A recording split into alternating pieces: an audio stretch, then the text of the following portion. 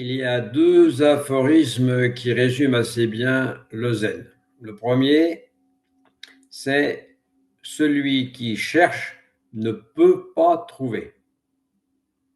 Et le deuxième, c'est « il faut disparaître pour trouver ».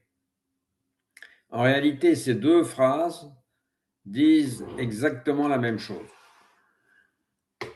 Au début de la pratique, dans le zen comme dans beaucoup d'autres traditions, presque tout le monde cherche quelque chose. Certains cherchent le satori, d'autres la paix intérieure, d'autres encore une forme de vérité absolue. Mais ce qui est paradoxal dans le zen, c'est que plus la recherche devient intense, plus ce qui est recherché semble s'éloigner. Plus le mental veut atteindre quelque chose, plus il se complique la tâche. Et cette complication permanente est précisément le terrain favori de l'ego. L'ego ne peut survivre que dans le manque, que dans l'effort, que dans la difficulté, que dans l'idée qu'il existe quelque chose à conquérir. Il se nourrit de la difficulté, de l'attente et parfois même de la souffrance. Sa stratégie consiste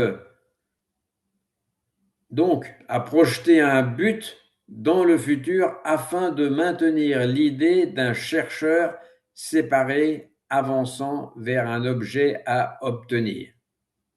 Donc il y a toujours cette tendance à projeter dans le futur.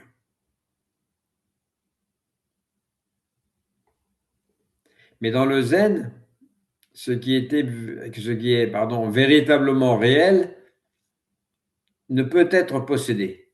Pourquoi? Parce que pour posséder quelque chose, il faut d'abord un propriétaire. Or, ce propriétaire lui-même est une construction mentale. Le satori n'est pas un objet qu'un moi pourrait mettre dans sa poche comme un diplôme ou une récompense spirituelle. C'est un concept temporaire.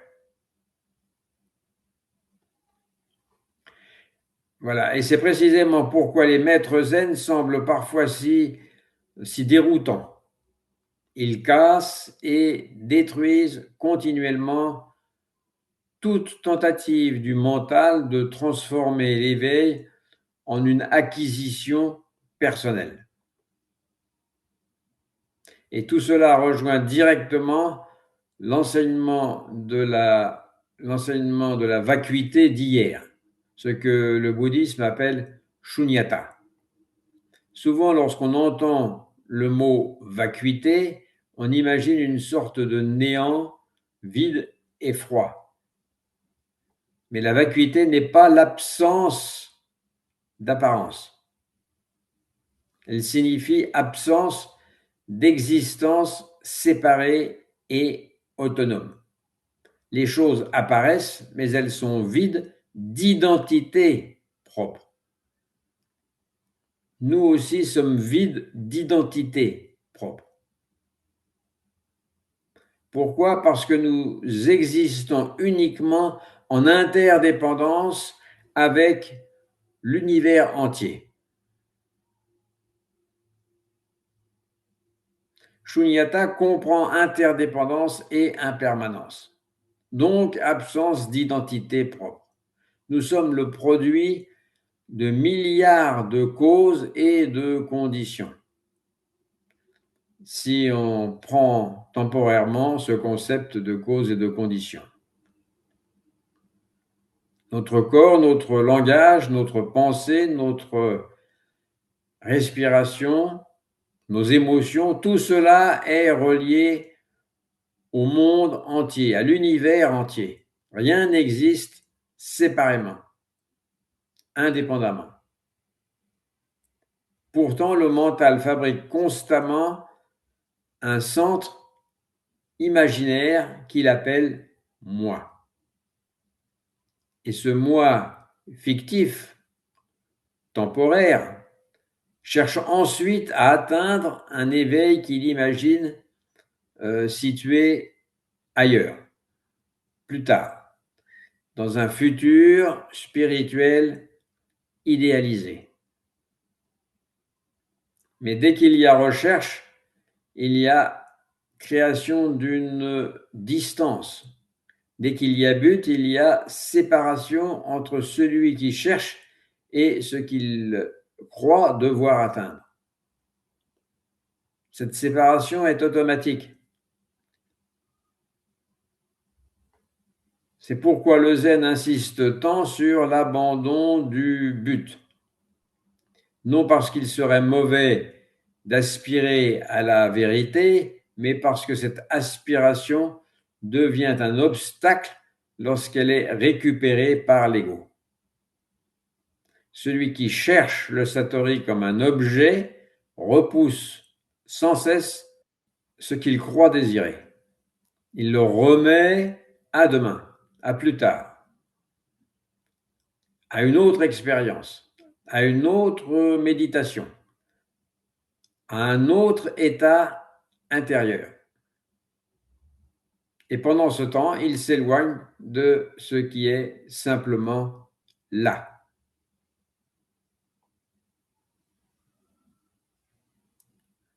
C'est pour cela que dans le zen, la notion même d'ici et maintenant devient finalement discutable.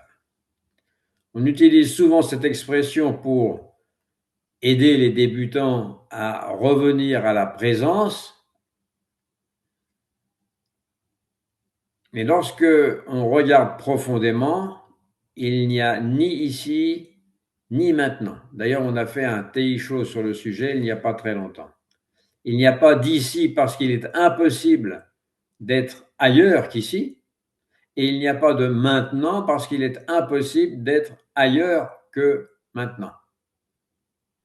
Dès que l'on tente de saisir le présent, il a déjà disparu. Parce que tout est en mouvement. Tout est en mouvement permanent. Rien ne peut être fixé. Le temps lui-même devient alors une construction mentale destinée à organiser l'expérience. Le temps est un concept, un outil destiné à organiser l'expérience. Le zen ne dit donc pas « soyez dans l'instant présent » comme un exercice psychologique. Il montre plutôt qu'en réalité, il n'existe jamais autre chose que cette présence insaisissable. Et c'est la raison pour laquelle Zazen est si simple et si difficile à la fois. On ne pratique pas pour obtenir un résultat, on ne pratique pas pour devenir quelqu'un d'éveillé, on s'assied simplement, sans attente, sans volonté particulière, sans chercher une expérience spéciale.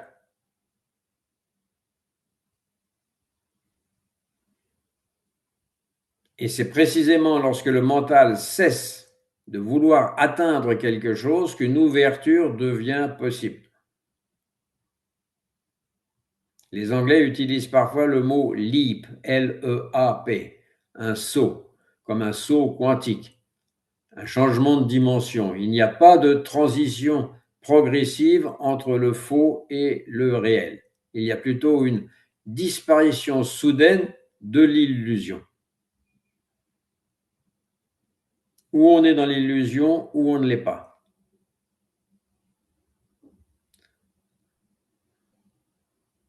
Non pas parce que quelque chose de nouveau apparaît, mais parce que ce qui cachait la réalité cesse momentanément de fonctionner. C'est un peu comme lorsque le ciel semble gris pendant plusieurs jours. Nous croyons alors que le ciel lui-même est devenu gris. Mais en réalité, Ce ne sont que les nuages qui passent. Le ciel bleu a toujours été derrière eux. Lorsque les nuages se dissipent, le ciel n'apparaît pas comme quelque chose de nouveau. Il redevient simplement visible. Et dans le zen, le satori est exactement de cet ordre. Il redevient simplement visible. Ce n'est pas un état extraordinaire créé par la pratique, c'est notre condition fondamentale qui devient soudain évidente lorsque le mental cesse de fabriquer du brouillard. Le monde fictif créé par l'ego n'est pas le monde premier, n'est pas le monde réel. Les nuages, le ciel gris n'est pas le ciel réel et le ciel premier. Le ciel premier est bleu, avant les nuages. Le monde fictif de l'ego est un monde surajouté, une interprétation permanente du réel. Nous passons notre vie à commenter, à juger, à comparer, à analyser, à craindre, à espérer. Et cette activité incessante agit comme un voile. C'est de la gesticulation qui cache le réel. Lorsque le moi cesse momentanément de chercher, lorsqu'il ne veut plus rien obtenir, lorsqu'il abandonne même l'idée d'éveil, alors quelque chose s'ouvre. Pas quelque chose de nouveau, quelque chose qui était déjà là. Ce n'est pas une extase spectaculaire comme le mental l'imagine parfois, mais plutôt un immense dépouillement de l'illusion, une simplicité nue, une liberté soudaine, une liberté retrouvée, une joie sans objet. Et cette joie n'est pas une petite satisfaction personnelle. Elle ressemble davantage à ce que certains appellent l'amour sans limite, une ouverture sans centre, une intimité avec toute chose, parce qu'on est toute chose. À ce moment-là, le monde entier cesse d'être étranger. C'est comme si on retrouvait sa famille. Mais tant que le mental continue à scruter, à analyser, à attendre ou vouloir comprendre, il maintient une séparation artificielle entre lui et la réalité. La pensée se place entre le réel et ce qui est vécu.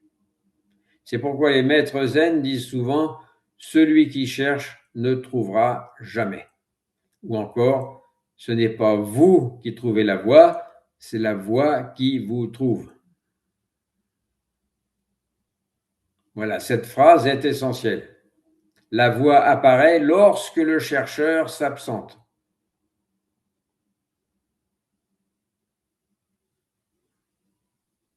On peut ressortir la phrase de Dogen, étudier la voie, c'est s'oublier soi-même. S'oublier soi-même ne signifie pas devenir inconscient ou disparaître physiquement, cela signifie que le centre imaginaire autour duquel tourne toute notre existence, cesse d'occuper toute la place. Il n'y a plus moi qui médite, il n'y a plus moi qui cherche l'éveil, il y a simplement la posture, le souffle, le silence, les bruits du monde, la respiration de l'univers entier. Le silence peut être présent même au milieu du bruit. Et dans cette absence du moi apparaît une autre manière de vivre, plus simple, moins crispée, moins contractée. Zazen devient alors l'école de cette disparition tranquille. Non pas une destruction violente de l'ego, mais son épuisement naturel, comme une vague qui retourne à l'océan. Il ne sert à rien.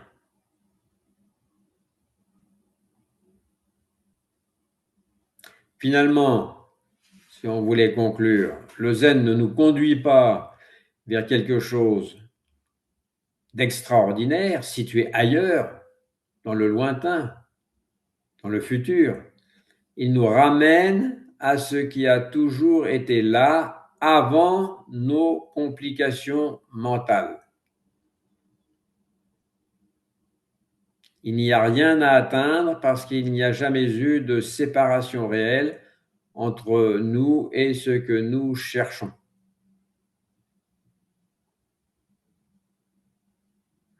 Le problème vient uniquement de l'idée d'un moi séparé voulant posséder l'éveil comme une expérience personnelle. Tant que ce moi veut saisir, il crée de la distance, il crée de la complication, il crée de la gesticulation pour exister. Mais lorsque la recherche tombe, lorsque le besoin d'obtenir disparaît, alors le réel peut être reconnu.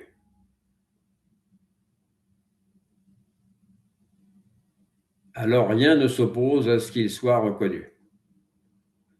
Non pas comme un objet, non pas comme une expérience spectaculaire, mais comme l'évidence même de la vie telle qu'elle est.